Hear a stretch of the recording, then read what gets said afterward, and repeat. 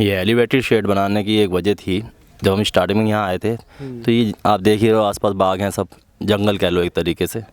तो यहाँ पे जंगलों के अंदर भाई कीड़े भी कई तरीके के होते हैं। ज़मीन पे कई बार तो हमारी एक दो बकरियों को सांपों ने काट लिया।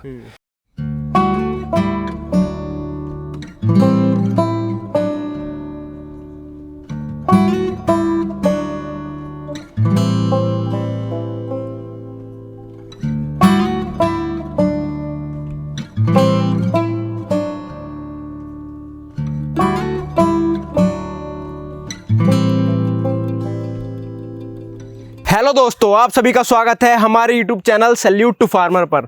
दोस्तों, आज हम पहुंचे हैं वसीम भाई के फार्म पर, जहां पर इन्होंने बाग के बीचों बीच एक बहुत ही प्यारा फार्म बना रखा है। हम आपको कराएंगे इनके इंटीग्रेटेड फार्म का एक छोटा सा टूर। तो चलिए करते हैं इस वीडियो की शुरुआत। वसीम भाई, आपका बहुत बहुत स्वागत है हमारे YouTube चैनल पर। सबसे पहले हमारे दर्शकों को अपना एक छोटा सा परिचय दीजिए।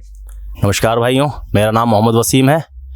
मैं अपना यहाँ फार्म चलाता हूँ बछराइयों के अंदर, ज़िला अमरोहा के अंदर लगता है, जिसके अंदर मैं इंटीग्रेटेड फार्मिंग कर रहा हूँ। जिसके अंदर मेरा मेन काम तो खैर बकरी का है, उसके अलावा मुर्गी, बत्तख और कबूतर और फिंचेस वगैरह भी रखता हूँ मैं।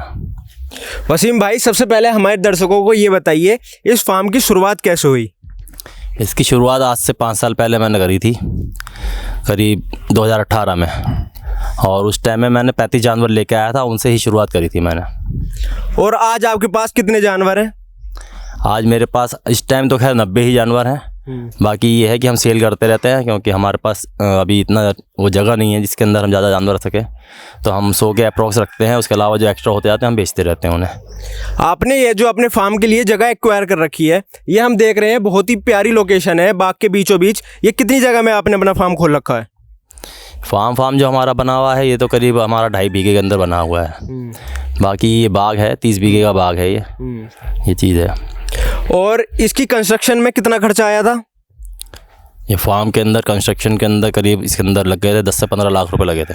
अच्छा। आज से 5 साल पहले। जी। वसीम भाई, अभी आप अपने फार्म पर कौन सी गोट पर काम कर रहे हैं? मेरे फार्म पे मैन हम सोजत के ऊपर काम कर रहे हैं। हमारे पास सोजत बकरियां हैं, फिर 2-4 हमारे पास बीटल हैं और 2-4 ही तोतापरी भी हैं। टोटल कितनी बकरियां हैं? टोटल हमारे पास करीब इस टाइम भी 35 ही बकरियां हैं। बाकी छोटे बच्चे, बकरे, इस तरीके से करके सारे 90 जानवर है इस टाइम। आप ये बकरियां कहाँ से खरीद कर लाए थे? ये बकरियां मैं राजस्थान से लेके आया था, अब से 5 साल पहले। और लाने के बाद भी करीब मैंने बहुत नुकसान उठाया उस टाइम में भी। और करीब ये कह लो कि जब से अब तक मेरे पास करीब 150-200 जानवर मर भी गए थे। लेकिन उसके बावजूद भी मैंने काफ़ी 150 के करीब ही मैंने सेल भी कर लिया। तो इसलिए अभी तक उन्हीं बकरियों से समझ लो नस्ल चल रही है, ये कह सकते हैं। वसीम भाई, जैसे कोई किसान भाई नई बकरियां लाता है, या जैसे आप अपने फार्म पर नई बकरियां लाए थे, तो आपने किन किन चीज़ों का ध्यान रखा था? भाई उस टाइम तो लाए थे तो हमने कोई ट्रेनिंग ले नहीं रखी थी। नए बंदे थे तो हमारा दिक्कतें आई, जिसकी वजह से हमें परेशानी हुई, ये चीज़ हुई। तो उस टाइम लॉस हुए जो हमारे जानवर मरे थे। बाकी आज के टाइम में हमारे को पूरी तरीके से उसकी नॉलेज है, तो हम अब हमारा दिक्कत नहीं आती। और हम बाहर से खैर जानवर नहीं लेते, अपने ही जानवरों को हम आगे बढ़ा रहे हैं। शुरू में जो आपको दिक्कत आई थी वो मेनली इस चीज़ की वजह से आई थी, क्योंकि आपने अपना फार्म खोलने से पहले अच्छे से इसके बारे में स्टडी नहीं करी थी। नहीं, ट्रेनिंग एक तो नहीं ली हुई थी, और फिर दूसरे जानवर भी हम बाहर से ले आए। और बाहर से लाने पे भाई बाहर के जानवर जो मिलते हैं ज़्यादातर ग्रेजिंग के जानवर मिलते हैं, जो आपके स्टॉल फीडिंग के ऊपर नहीं लग सकते। तो इसीलिए दिक्कत आती है। वो यहाँ पे आने के बाद वो टूट जाते हैं, तो उन पे दिक्कत आती है, कभी कोई बीमारी हो जाएंगी। क्योंकि एक जानवर खुले में घूम रहा है, उसको आप बंद जगह में जब खिलाओगे तो उसके अंदर फ़र्क पड़ता है, ये चीज़ है। तो उसी चीज़ की वजह से हमें लॉस हुआ था। नॉलेज होती है, ट्रेनिंग ली होती तो शायद हमें ये चीज़ नहीं आती। वसीम भाई, आप अपनी गोट को फीड में या खाने में क्या देते हैं? आज की डेट में हम अपनी बकरियों को चने का भूसा, मूंग का भूसा ये खिलाते हैं। उसके अलावा कंसंट्रेशन देते हैं बकरों को। आप अपनी बकरियों को हरी घास नहीं खिलाते? नहीं, घास वगैरह नहीं खिलाते हम। अगर देते हैं तो पत्ते देते हैं, जैसे गूलड़ के पत्ते हो गए या बकेन के पत्ते हो गए, तो पत्ते देते हैं हम, घास वगैरह नहीं खिलाते। अच्छा जी। और इनका वैक्सीनेशन का क्या प्रोसीजर रहता है? वैक्सीनेशन का तो इनका ये है कि 4 महीने का बच्चा होने के बाद उसके बाद उसकी वैक्सीनेशन शुरू हो जाती है। फर्स्ट वैक्सीनेशन उसकी PPR की करी जाती है। फिर उसके बाद जैसा मौसम होता है उस हिसाब से FMD या ET क्या करना है वो देखा जाता है। अच्छा। वसीम भाई, जैसे बकरियों में मेनली किस चीज़ की बीमारी सबसे ज़्यादा लगती है और उससे आप कैसे बचाव करते हैं? देखिए, जब आप नए लेके आएंगे जानवर तो उस टाइम में सबसे ज़्यादा दिक्कत जो आती है ना, PPR की आ सकती है सबसे ज़्यादा। अच्छा। उसके बाद FMD की आ सकती है।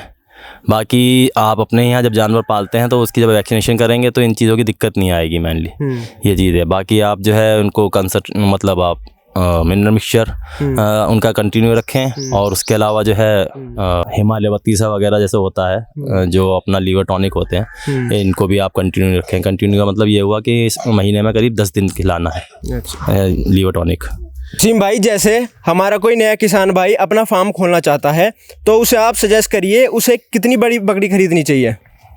अपना फार्म खोलना चाहते हैं तो भाई देखो, करना चाहे तो एक बार को बिल्कुल 2 दांत की बकरी भी लाके कर सकता है। हाँ। लेकिन सबसे ज़्यादा बढ़िया जो रहती है बकरी वो रहती है जो 4-6 ब्यात कर चुकी हो। उसके अंदर क्या होता है, वो हर माहौल को झेली भी होती है करीब करीब, और थोड़ी मजबूत भी होती है इम्यून में, क्योंकि जो फर्स्ट टाइम बकरियां भी आती हैं उनमें थोड़ी दिक्कतें भी आती हैं। अच्छा, बड़ी बकरी के साथ ये है कि वो देखो, बड़ी बकरी है, वजूद भी बड़ा होता है तो इन दिक्कतों से बच जाती है, और थोड़ा बड़ी होने की वजह से थोड़ी सस्ती मिल जाती है। वसीम भाई, जैसे हमारा कोई नया किसान भाई अपना फार्म खोलना चाहता है तो शुरुआत में उसे कितनी ही पूंजी से स्टार्ट करनी चाहिए और अपने फार्म पर कितनी बकरियां लानी चाहिए? भाई शुरुआत तो किसी को भी करनी चाहिए, तो देखो अपने माल के ऊपर पैसा लगाओ, मतलब बकरियों पे पैसा लगाओ। शेड वगैरह के अंदर बहुत ज़्यादा नाजायज़ मत लगाओ, मतलब जितनी जैसी ज़रूरत है उस हिसाब से लगाओ, उसके अलावा ज़्यादा मत लगाओ। क्योंकि ज़्यादातर क्या होता है, लोग बाग शुरुआत में ही टूटते हैं थोड़े, और उसकी वजह से बंद कर देते हैं, जो उनको फिर लॉस ज़्यादा हो जाता है। जबकि वजह इसकी सारी ये है कि लोग जो है नौकरों पे छोड़ देते हैं काम, तो इनको ही लॉस ज़्यादा होता है। जो खुद करने वाले हैं तो उनको लॉस नहीं होता। वसीम भाई, जैसे हम देखते हैं हमारे कई किसान भाई गोट फार्म खोलकर घाटा खा लेते हैं, वो लॉस में चले जाते हैं। उनका कारण क्या होता है जो वो घाटा खाते हैं? भाई घाटा खाने की सबसे पहली वजह तो यही है कि इंसान जो भी करता है आजकल, वो खुद पूंजी लगा के नौकरों को रख देता है। अब नौकरों पे छोड़ने की वजह से जो है उन्हें घाटा हो जाता है। क्योंकि भाई ये काम ऐसा है कि इसके अंदर आप दिन में कम से कम 1-2 घंटे अपने खुद के दो। जब जिस टाइम में जानवर खा रहा हो उस टाइम में ज़रूर दो, मतलब ताकि उसमें आपको ये पता लग जाएगा कौन सा जानवर सही से खा रहा है, कौन सा नहीं खा रहा, उससे आप ट्रीटमेंट कर लोगे। अब नौकर इस चीज़ को बेचारा ध्यान नहीं दे पाता। अब एक बंदा है 150 जानवरों का ध्यान रख रहा है, अब वो बेचारा काम ही निपटाने में लगा रहता है, देख ही नहीं पाता। तो इसीलिए होता है, बीमारी एक में आती है, फिर एक से वो पूरे रेवड़ में फैल जाती है, तो नुकसान होने लगते हैं। वसीम भाई, जैसे एक बकरी हमारे फार्म पर 1 साल में कितना चारा खा लेती है, उस पर कितना खर्चा हो जाता है और वो कितना मुनाफा छोड़ देती है? भाई एक बकरी पे हमें जो प्रॉफिट हो रहा है हम अपने हिसाब से बता रहे हैं कि हमारे को एक बकरी करीब 10 से 12 हज़ार रुपये छोड़ती है साल भर में। हमें उसमें ये इजीली छोड़ देती है, मतलब जो सारे खर्चे काट के। बाकी खर्चे वगैरह भी आप इसके लगाओ तो उसके अंदर ये है, एक बकरी पे ज़्यादा से ज़्यादा एक महीने का खर्चा 1000 से 1500 रुपये का खर्चा आता है, जैसे आप उसे खिलाई करते हो। वसीम भाई, जैसे किसी किसान भाई ने 50 बकरियां पाली तो वो कितना मुनाफा कमा सकता है? 50 बकरियों पे सीधी सी बात है, 10 से 12 हज़ार रुपये आप लगाते हो तो 5 से 6 लाख रुपए उसका प्रॉफिट हर साल का मिल सकता है उसे। अच्छा, ये चीज़ है। हाँ वसीम भाई, जैसे हम देख रहे हैं आपने अपने गोट फार्म के लिए एलिवेटेड शेड बना रखा है, इसका क्या कारण है? ये एलिवेटेड शेड बनाने की एक वजह थी, जब हम स्टार्टिंग में यहाँ आए थे तो ये आप देख ही रहे हो, आसपास बाग हैं, सब जंगल कह लो एक तरीके से। तो यहाँ पे जंगलों के अंदर भाई कीड़े भी कई तरीके के होते हैं। ज़मीन पे कई बार तो हमारी 1-2 बकरियों को सांपों ने काट लिया। एलिवेटेड इसी वजह से हमने बनाया, तो ज़मीन से ऊपर हो गई, उसमें जो है छोटे मोटे जो कीड़े होते हैं उनसे भी बची और बाकी सांप वगैरह से भी बच गई। तो इससे हमारे को फ़ायदा ही हुआ, नुकसान नहीं हुआ। और जैसे हमने देखा है कि नीचे वेस्ट इकट्ठा हो रहा है, आप उस वेस्ट का क्या करते हैं? वेस्ट होता है हमारा इकट्ठा, ये तो हमारा सेल हो जाता है। ये तो एक तरीके से कॉन्ट्रैक्ट हुआ है, बंदा खुद ही आता है, खुद ही भर के ले जाता है अपने। तो हमारे को तो इसके अंदर एक हाथ भी नहीं लगाना पड़ता, खुद ही आएंगे खुद ही उठाएंगे, हमें तो बस पैसे गिनने होते हैं। ये चीज़ है। बाकी ये है कि बकरी पालन के साथ साथ हम एक सामाजिक सेवा भी कर रहे हैं। उसके अंदर क्या है कि मैं गुर्दे की पथरी की दवाई जो है लोगों को फ्री में देता हूँ। सुबह नहार मुँह आना होता है, केला लेके उन्हें, और वो उससे दवाई लेते हैं, उनको उसका लाभ भी मिल रहा है। और उसके साथ साथ जो जिससे बकरी का दूध चाहिए होता है तो 3 दिन तक हम मरीजों को दवाई के तौर पे दूध भी फ्री में देते हैं। ये हमारा बकरी पालन के साथ साथ एक सामाजिक कार्य हो रहा है। चलो, लोगों की सेवा कर रहे हैं इसमें। वसीम भाई, अब आप हमारे किसान भाइयों को, मेरे जैसे युवा जो नया अपना फार्म खोलना चाहता है, उसे लास्ट मैसेज क्या देना चाहेंगे? ऐसा है जी, मेरा अपने किसान भाइयों के लिए मैसेज ये है कि भाई अगर ये काम तो देखो अच्छा है, आप करना चाहते हो तो, लेकिन इस काम को अपने दिल के साथ साथ अपना मतलब टाइम भी दो। पैसा के साथ साथ आपका टाइम भी इसके अंदर चाहिए होगा। आप इसके अंदर रोज़ के 1-2 घंटे ज़रूर लगाओ और इस तरीके से करोगे तो आप लॉस में नहीं जाओगे इंशाल्लाह। और एक छोटी मोटी ट्रेनिंग भी कहीं से ले लो जिससे आपको बेसिक नॉलेज हो जाए, ठीक है ना। इस तरीके से काम करोगे कभी मतलब लॉस नहीं होगा आपको। और जानवर कहीं से भी ख़रीदने हो तो किसी फार्म से ख़रीदें, ऐसे फार्म से जहाँ ब्रीडिंग होती हो। ये नहीं कि जो मतलब ज़्यादातर ट्रेडर हैं तो ट्रेडर के यहाँ से माल नहीं लेना चाहिए, क्योंकि ट्रेडर वाले को तो अपना माल बेचने से मतलब होता है।